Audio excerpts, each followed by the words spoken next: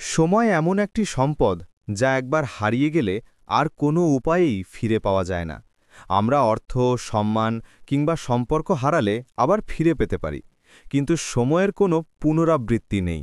তাই জীবনের সফলতা অর্জন করতে হলে সর্বপ্রথম আমাদের সময়ের মূল্য বুঝতে হবে।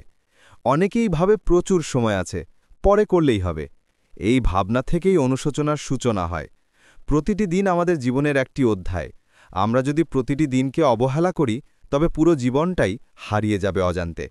একজন ছাত্র যদি সময়মতো পড়াশোনা না করে, পরীক্ষার কাছাকাছি এসে তা পূরণ করা তার পক্ষে অসম্ভব হয়ে দাঁড়ায়।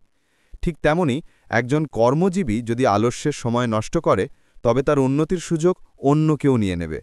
সময় কারোর জন্য অপেক্ষা করে না, বরং আমরা অপেক্ষা করতে করতে পিছিয়ে পড়ি। সময়ের সঠিক ব্যবহার মানে শুধু কাজ করা নয়, বরং পরিকল্পনা অনুযায়ী কাজ, বিশ্রাম এবং আত্মোন্নতির সুষম সমন্বয়। যে ব্যক্তি প্রতিদিনের কাজের তালিকা তৈরি করে এবং লক্ষ্য নির্দিষ্ট করে কাজ শুরু করে, তার ব্যর্থতার সম্ভাবনা অনেক কম। অপরদিকে যারা কাজ ফেলে রাখে, তারা শেষ পর্যন্ত চাপ, আফসোস এবং হতাশার মধ্যে পড়ে যায়। ইতিহাসের প্রতিটি সফল মানুষ সময়কে সহযোগী হিসাবে ব্যবহার করেছে। মহান কবি রবীন্দ্রনাথ ঠাকুর, আলবার্ট আইনস্টাইন কিংবা এপিজে আব্দুল কালাম, তাদের সাফল্যের পিছনে ছিল সময় ব্যবস্থাপনার অসাধারণ দক্ষতা। তারা জানতেন কখন কি করতে হবে এবং কোন কাজে কতটুকু সময় দিতে হবে। অন্যদিকে সময় অপচয়কারী মানুষ ধীরে ধীরে নিজের লক্ষ্য, স্বপ্ন এবং যোগ্যতা হারিয়ে ফেলে।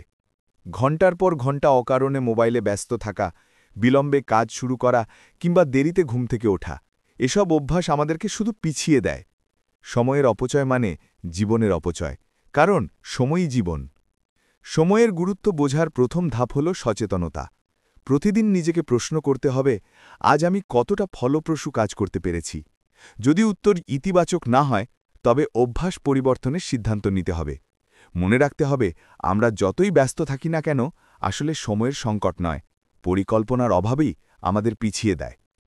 শেষ কথা হল, সময়কে যে যত বেশি সম্মান দেয়, সময় তাকে তত বেশি সাফল্য ফিরিয়ে দেয়। তাই এখন থেকেই প্রতিটি মিনিটের হিসাব রাখা জরুরি, কারণ আজকের অবহেলাই আগামী দিনের অনুতাপের কারণ হতে পারে।